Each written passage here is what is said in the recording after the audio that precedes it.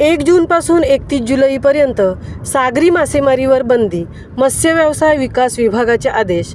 कोकण किनारपट्टीवर 1 जून ते 31 जुलै या कालावधीत खोल समुद्रात मासेमारी करण्यावर बंदी घालण्यात आली आहे. मत्स्य व्यवसाय विभागाने याबाबतचे आदेश जारी केले आहेत. बंदी काळात मासेमारी करणाऱ्या मच्छीमारांवर कारवाई करण्याचा इशारा देण्यात आला आहे.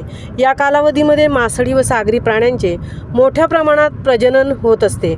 तसेच समुद्रात नद्यांद्वारे मोठ्या प्रमाणात खनिज द्रव्य वाहत असतात. त्याचप्रमाणे क्षारतेचे प्रमाण कमी होते आणि समुद्राच्या तळातील मूलद्रव्य पाण्याच्या वरच्या थरात येतात. त्यामुळे प्लवंग निर्मिती मोठ्या प्रमाणावर होऊन मासळीच्या लहान जीवांना पोषक वातावरण तयार होते. परिणामी मासळीच्या साठ्याचे जतन होते. त्याशिवाय या कालावधीत वादळी हवामान असल्याने जीवित व वित्तहानी होण्याची शक्यता असते.